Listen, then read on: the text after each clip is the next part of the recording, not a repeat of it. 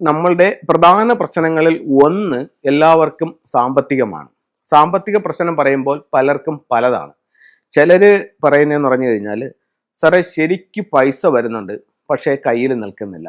ചിലർ പറയും 10 പൈസ കയ്യിലേക്ക് വരുന്നില്ല. ചിലർ പറയും വരുന്നതിൻ്റെ ഇരട്ടി ചെലവാണ്. അങ്ങനെ ഓരോരുത്തർക്കും ഓരോ വിഷയങ്ങൾ. ചിലർക്ക് മൊത്തം ഹോസ്പിറ്റൽ കേസാണ്. അപ്പോൾ നമുക്ക് സമ്പത്ത് നമ്മളിലേക്ക് വരാനായിട്ട് ഫെങ്ഷുയിൽ എന്തൊക്കെ മാർഗങ്ങൾ ഉണ്ടെന്നുള്ളതാണ്. ഒന്ന്, നിങ്ങളുടെ വീടിൻ്റെ പുറത്ത് തെക്ക് കിഴക്ക് ഭാഗത്ത് ലക്കി ബാമ്പു, മഞ്ഞ മുളച്ചെടി ഇതൊക്കെ വെക്കുന്നത് സാമ്പത്തികമായി അഭിവൃദ്ധി ഉണ്ടാവാൻ നല്ലൊരു ടൂളായി ഫെങ്ഷുയിൽ കണക്കാക്കുന്നു. രണ്ടാമത്തത്, നിങ്ങളുടെ സ്വീകരണ മുറിയുടെ തെക്ക് കിഴക്ക് മൂല, അതായത് ഫെങ്ഷു പ്രകാരം തെക്ക് കിഴക്ക് എന്ന് പറയുന്ന സൗത്ത് ഈസ്റ്റ് കോർണറാണ് സമ്പത്തിന്റെ ഡയറക്ഷനായിട്ട് കണക്കാക്കുന്നത്. ഈ സൗത്ത് ഈസ്റ്റ് ഭാഗത്ത് നിങ്ങൾക്ക് വെൽത്ത് സിമ്പിൾസ്, വെൽത്തുമായി ബന്ധപ്പെട്ടിട്ടുള്ള സിമ്പിൾസുകൾ വയ്ക്കുന്നത് നിങ്ങളുടെ സമ്പത്ത് വർദ്ധിപ്പിക്കാൻ നല്ലൊരു ടൂളായി ഫെങ്ഷുയിൽ കണക്കാക്കുന്നു. അതുപോലെ തന്നെ നമ്മുടെ തെക്കു പടിഞ്ഞാറ് മൂല, അതായത് നിങ്ങളുടെ വസ്തുവിൻ്റെ തെക്കു പടിഞ്ഞാറ് ഭാഗത്ത് ഒരു ഓപ്പണിംഗ് എന്ന് പറയുന്ന ഒരു ഗേറ്റോ അല്ലെങ്കിൽ തെക്കു പടിഞ്ഞാറ് ഭാഗം തുറന്നു കിടക്കുകയോ, അതായത് കോമ്പൗണ്ട് വാളില്ലാതെ തുറന്നു കിടക്കുകയോ ചെയ്യുകയാണെങ്കിൽ നിങ്ങളുടെ സമ്പത്ത് കയ്യിൽ നിൽക്കാതെ നഷ്ടപ്പെട്ടു പോകാനുള്ള സാധ്യത അവിടെ ഉണ്ട്. ഒരുപാട് വീടുകൾക്ക് അവരുടെ വീട്ടിൽ തന്നെ തെക്കു പടിഞ്ഞാറ് ഭാഗത്ത് സിറ്റ് ഔട്ടും തെക്കു പടിഞ്ഞാറ് ഭാഗത്ത് കാർ പോർച്ചും അല്ലെങ്കിൽ വീടിനെ മൊത്തത്തിൽ സ്ക്വയറോ റെക്ടാങ്കിൾ ഷേപ്പിലോ എടുക്കുകയാണെങ്കിൽ തെക്കു പടിഞ്ഞാറ് ഭാഗം നഷ്ടപ്പെട്ടും പോയിട്ടുണ്ട്. അപ്പോൾ അത്തരത്തിലുള്ള സ്ഥലങ്ങൾ നിങ്ങൾക്ക് നിങ്ങളുടെ പൈസയെ നഷ്ടപ്പെടുത്തും.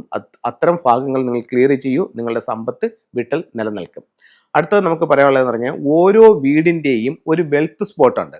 ആ വെൽത്ത് സ്പോട്ട് എങ്ങനെ കണ്ടുപിടിക്കുന്നത് വെച്ചാൽ, ഇപ്പോൾ ഒരാൾ ഫോൺ ചെയ്തിരിക്കും, സാറേ എൻ്റെ വീടിൻ്റെ വെൽത്ത് സ്പോട്ട് എവിടെയാണ്, എൻ്റെ വീടിൻ്റെ ദർശനം കിഴക്കാണ് അല്ലെങ്കിൽ തെക്കാണ്, ഒരു ഡയറക്ഷൻ പറഞ്ഞിട്ട് ഒരു വെൽത്ത് സ്പോട്ട് എവിടെയാണെന്ന് ചോദിച്ചാൽ പറഞ്ഞു കൊടുക്കാനായിട്ട് ബുദ്ധിമുട്ടുണ്ട്. എന്താണെന്ന് ചോദിച്ചു കഴിഞ്ഞാൽ, ആ വീട് പണി കഴിപ്പിച്ച കാലഘട്ടവും ആ വീടിൻ്റെ ഫേസിങ് ഡിഗ്രിയും വെച്ചിട്ട് ഇതിൻ്റെ വെൽത്ത് സ്പോട്ടുകൾ മാറിക്കൊണ്ടേയിരിക്കും. ഓരോ വീട്ടിലും മാറിക്കൊണ്ടിരിക്കുന്നതല്ല, ഇതിൻ്റെ കണക്കനുസരിച്ച് ഇപ്പോൾ ഒരു വീട്ടിൻ്റെ വെൽത്ത് സ്പോട്ട് ആയിരിക്കില്ല മറ്റൊരു വീടിൻ്റെ വെൽത്ത് സ്പോട്ട്. അപ്പോൾ ആ വെൽത്ത് സ്പോട്ട് എവിടെയാണെന്ന് കണ്ടുപിടിക്കുക. ആ വെൽത്ത് സ്പോട്ട് നിങ്ങൾ കറക്റ്റായിട്ട് ആക്ടിവേറ്റ് ചെയ്യുകയാണെങ്കിലും നിങ്ങളിലേക്ക് സമ്പത്ത് വരും. ഇനി നമ്മളുടെ വീടും പരിസരവും പൂർണ്ണമായും വൃത്തിയാക്കുകയും വീടിൻ്റെ ഫർണിച്ചറുകളും മറ്റെല്ലാം യഥാക്രമം ഇരിക്കേണ്ടതായിട്ടുള്ള സ്ഥലങ്ങളിൽ ഇരിക്കുകയും ചെയ്യുകയും വീടിൻ്റെ വടക്ക് ഭാഗത്ത് നിങ്ങളൊരു അക്വേറിയം വെച്ച് വർക്ക് ചെയ്യുകയും ചെയ്യുകയാണെങ്കിലും നിങ്ങളിലേക്ക് സമ്പത്തുണ്ടാവും. അപ്പോൾ ഇത്തരത്തിലുള്ള ഫെങ്ഷുയുടെ ചില സമ്പത്തുള്ള ടിപ്സുകളാണ് നിങ്ങളുമായിട്ട് ഷെയർ ചെയ്യുന്നത്. ഇത് കണ്ടുകൊണ്ടിരിക്കുന്നവർക്ക് നിങ്ങൾക്ക് ഇത് പരീക്ഷിച്ച് നോക്കാവുന്നതാണ്. പരീക്ഷിച്ച് നോക്കിക്കഴിഞ്ഞാൽ ഉറപ്പായിട്ടും നിങ്ങൾക്ക് അതിൻ്റെ റിസൾട്ട് നിങ്ങൾക്ക് അനുഭവിച്ചറിയാനായിട്ട് സാധിക്കും.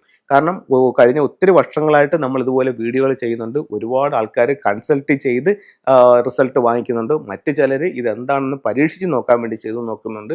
എന്ത് തന്നെ ആയാലും ഒരുപാട് ആൾക്കാർ നല്ല നല്ല റിസൾട്ടുകൾ വിളിച്ചു പറയുന്നുണ്ട്.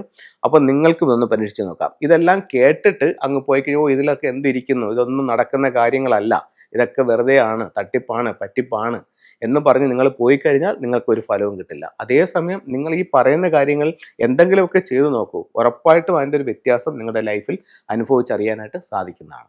ഇനി ഫെങ്ഷു എന്ന് പറയുമ്പോഴത്തേക്കെന്ന് പറഞ്ഞാൽ ഒരു പഞ്ചഭൂതങ്ങളുടെ ഒരു തിയറിയാണ് ഫെങ്ഷു എന്ന് പറയുന്നത്, 5 എലമെൻറ്റ്സ്. അപ്പം അതിൽ ഫെങ്ഷുവിൽ ഒരുപാട് സിംബോളിക് ആയിട്ടുള്ള ഫെങ്ഷു ഉണ്ട്, എലമെൻറ്റ് ബേസ്ഡുള്ളതുണ്ട്. പിന്നെ ഫെങ്ഷുവിൽ ക്രിസ്റ്റലുകൾക്ക് ഭയങ്കര പ്രാധാന്യമുണ്ട്. എന്തെന്ന് ചോദിച്ചു കഴിഞ്ഞാൽ, പഞ്ചഭൂതങ്ങളിൽ 5-ൽ 1 എർത്ത് എനർജിയാണ്. എർത്തിനെ റെപ്രസെൻറ്റേറ്റ് ചെയ്യുന്നത് ക്രിസ്റ്റൽസ് ആണ്. അപ്പോൾ ക്രിസ്റ്റൽസിന് അതിൻ്റേതായിട്ടുള്ള ചില ഫലങ്ങളുണ്ട്. അപ്പോൾ നമുക്ക് ക്രിസ്റ്റൽസിനെ പറ്റി കൂടുതൽ അന്വേഷിച്ച് പോകുമ്പോൾ ഒരുപാട് കാര്യങ്ങൾ അതിനകത്ത് പറയാനും ചെയ്യാനും ഒക്കെ ഉണ്ട്. ക്രിസ്റ്റൽസ് ഉപയോഗിച്ചുകൊണ്ട് ഒരുപാട് കാര്യങ്ങൾ നമുക്ക് നേടിയെടുക്കാനായിട്ട് സാധിക്കും. ഇപ്പോൾ തന്നെ നമ്മുടെ ബർത്ത് സ്റ്റോണുകളെല്ലാം ക്രിസ്റ്റൽസുകളാണല്ലോ. ഇപ്പോൾ നവരത്നങ്ങൾ അതെല്ലാം ക്രിസ്റ്റൽസാണ്. അപ്പോൾ അതെല്ലാം രത്നങ്ങളുടെ വിഭാഗത്തിലും ഉപരത്നങ്ങളുടെ വിഭാഗത്തിൽ പെടുന്നതാണ്. 1-2 ടൂളുകളാണ് ഇന്ന് ഞാൻ നിങ്ങളുമായിട്ട് ഷെയർ ചെയ്യുന്നത്. ഇത് കർണേലിയൻ എന്ന് പറഞ്ഞിട്ട് ഒരു ബ്രേസ്ലെറ്റ് ആണ്. ഇത് നാച്ചുറൽ ആയിട്ടുള്ള സ്റ്റോൺ ആണ്. അപ്പോൾ ഇത് നമ്മുടെ കൈവശം സൂക്ഷിക്കുന്നത് അല്ലെങ്കിൽ നമ്മുടെ കൈവശം ധരിക്കുമ്പോഴത്തേക്കെന്ന് പറഞ്ഞു കഴിഞ്ഞാൽ തൊഴിൽപരമായിട്ട് അഭിവൃദ്ധി ഉണ്ടാവുമെന്ന് ഫെങ്ഷുയിൽ പറയുന്നു. കർണേലിയൻ എന്ന് പറയുന്ന ഈ ബ്രേസ്ലെറ്റ് ഇത് നമുക്ക് ബ്രേസ്ലെറ്റ് ആയിട്ട് ധരിക്കാവുന്നതാണ്. ഇത് സ്ട്രെച്ച് ചെയ്യുന്നതാണ്. ഇതിൻ്റെ തന്നെ സിൽവറിൽ കെട്ടിയതും നമുക്ക് നമ്മുടെ കൈവശമുണ്ട്. മറ്റൊരു കാര്യം പറയാനുള്ളതെന്ന് പറഞ്ഞു കഴിഞ്ഞാൽ, ഈ 2025 സംബന്ധിച്ചിടത്തോളം മെറ്റലും ക്രിസ്റ്റലും കൂടി ചേരുന്ന ഒരു എനർജി നമുക്ക് ഒരുപാട് പ്രോസ്പെരിറ്റി തരുമെന്ന് മാസ്റ്റേഴ്സ് പറയുന്നുണ്ട്. അപ്പോൾ ക്രിസ്റ്റലും ക്രിസ്റ്റൽ ഉപയോഗിച്ചിട്ട് അത് മെറ്റൽ, അതായത് വെള്ളിയിൽ കെട്ടി എടുത്തിടുന്നത് കൂടുതൽ ഗുണപ്രദമാണ് 2025. നിങ്ങളൊന്ന് ചെയ്തു നോക്കൂ, എന്ന് നല്ല റിസൾട്ട് നിങ്ങൾക്ക് ലഭിക്കുന്നതാണ്. ഇനി നമുക്ക് ഗ്രീൻ ജേഡ് എന്ന് പറഞ്ഞിട്ടുള്ളൊരു ഇതാണ്. ഇത് മാലയാണ്, ഇതിൻ്റെ ബ്രേസ്ലെറ്റും ഉണ്ട്, ഇതിൻ്റെ പെൻഡൻ്റ് ഉണ്ട്. ഇത് നമുക്ക് ഹെൽത്തിനെ മെച്ചപ്പെടുത്താനായിട്ട് ഉപയോഗിക്കാമെന്ന് ഫെങ്ഷുയിൽ കണക്കാക്കുന്നു. അടുത്തത് സിട്രിൻ എന്ന് പറയുന്ന ഒരു സ്റ്റോൺ ആണ്. അപ്പോൾ നേരത്തെ ഒരു പ്രോഗ്രാമിൽ ഞാൻ ഈ സിട്രിൻ്റെ ചെറിയ ചെറിയ സ്റ്റോൺസ് കാണിച്ചിട്ടുണ്ടായിരുന്നു. ഇത് വെൽത്തിനെ അട്രാക്റ്റ് ചെയ്യുന്ന ഒരു സ്റ്റോൺസ് ആണ്. ഇത് അതിൻ്റെ മാലയാണ്.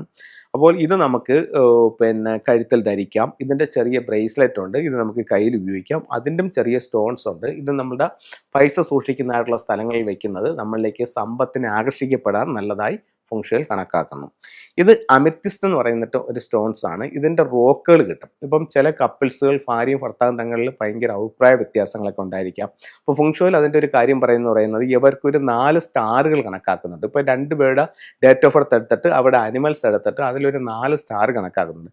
ചിലർക്ക് ഈ കപ്പിൾസിന് സ്റ്റാറുകളുടെ എണ്ണം കുറവായിരിക്കും. മൊത്തത്തിൽ 1, 2, 3, 4 സ്റ്റാറുകളാണ് വരുന്നത്. ചിലർക്ക് 1 സ്റ്റാറേ കാണത്തുള്ളൂ. അപ്പോൾ അത്തരത്തിലുള്ള കപ്പിൾസ് തങ്ങളിൽ ഒത്തിരി അഭിപ്രായ വ്യത്യാസങ്ങൾക്ക് സാധ്യത ഉള്ളതായിട്ട് ഫെങ്ഷുയിൽ പറയുന്നു.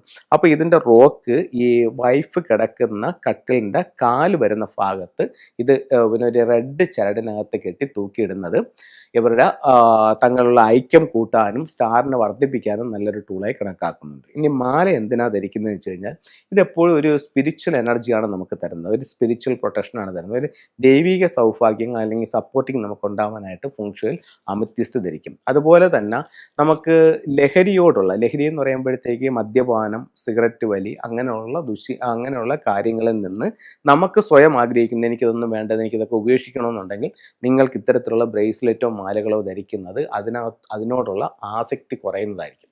അപ്പോൾ എല്ലാവർക്കും എല്ലാ സൗഭാഗ്യങ്ങളും ഉണ്ടാവട്ടെ എന്ന് പ്രാർത്ഥിച്ചുകൊണ്ട് നിർത്തുന്നു. നന്ദി, നമസ്തേ.